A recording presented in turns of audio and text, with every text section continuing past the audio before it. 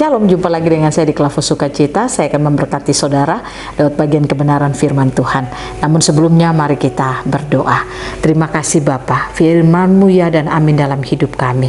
Kami sungguh percaya akan firman-Mu. Berbicaralah terus bagi kami Tuhan, agar kami dapat menangkap suara-Mu dan Roh Kudus mampukan kami untuk kami mengerti firman Tuhan. Amin. Bagian firman Tuhan kitab Amsal pasal 3 ayatnya yang ke-7 dan ayatnya yang ke-8, demikian bunyi firman Tuhan. Janganlah engkau menganggap dirimu sendiri bijak, takutlah akan Tuhan dan jauhilah kejahatan. Itulah yang akan menyembuhkan tubuhmu dan menyegarkan tulang-tulangmu. Demikian jauh bacaan firman Tuhan. Pencinta Klavus yang diberkati Tuhan, saya katakan bagi saudara, Tuhan tidak merancang kita untuk ada dalam sakit-sakitan. Dia tidak merancang hidup kita untuk ada di dalam masalah, tetapi rancangannya bagi kita adalah rancangan damai sejahtera dan sukacita. Nah, oleh karena itu, apapun situasi keadaan kita, tidak boleh merampas rancangan Tuhan atas hidup kita. Nah, apapun situasi, tantangan, kondisi yang saudara alami, pastikan engkau mampu untuk hidup sebagai pemenang.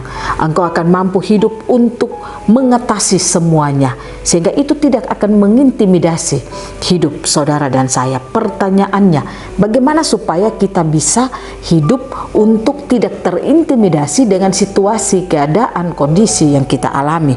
Alkitab berkata, janganlah engkau menganggap dirimu sendiri bijak, takutlah akan Tuhan dan jauhilah kejahatan.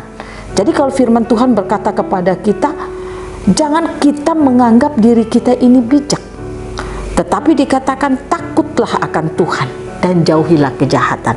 Ada banyak orang merasa bahwa dia itu orang bijaksana, makanya dia memakai segala cara upaya yang dia pikirkan. Dia menganggap bahwa dia bisa untuk mengatasi masalah.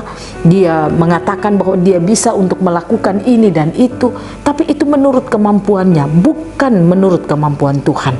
Nah, oleh karena itu orang percaya yang memiliki kehidupan yang demikian, saya percaya hidupnya itu akan penuh dengan masalah. Contoh, ada banyak orang ketika dia mendengarkan firman, tetapi dia tidak mampu menghidupi firman dalam hidupnya. Dia tidak mampu menjadi seorang ayah yang baik, menjadi seorang ibu yang baik, menjadi orang tua yang baik bagi anak-anak. Dan itulah yang membuat sehingga perjalanan kehidupannya itu penuh dengan masalah, karena dia merasa dia bisa untuk melakukan semuanya. Tapi firman Tuhan berkata, takutlah akan Tuhan. Nah, itu berarti hidup yang takut Tuhan harus kita miliki dalam hidup kita. Kalau saudara hidup menjadi orang yang takut Tuhan, maka saya percaya engkau akan mengalami kehidupan yang dijauhkan dari segala masalah dan persoalan dalam hidupmu. Tantangan mungkin ada, tetapi tantangan kita bisa untuk melewatinya. Takut Tuhan di sini adalah bagaimana saudara hidup pada perkataan Tuhan, engkau hidup pada firman-Nya, apa yang Dia inginkan, itu engkau mau untuk melakukannya dalam hidupmu. Itulah hidup takut akan Tuhan. Pastikan hidup itu saudara miliki dalam hidup saudara, sehingga ketika engkau memiliki kehidupan yang takut Tuhan, firman Tuhan berkata, itulah yang akan menyembuhkan tubuhmu dan menyegarkan tulang-tulangmu.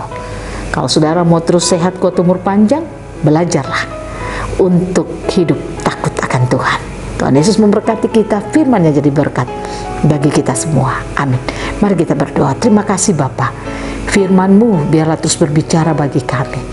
Biarlah firman-Mu melepaskan pengertian bagi setiap kami, untuk kami menangkap suara-Mu, melakukannya dalam hidup kami.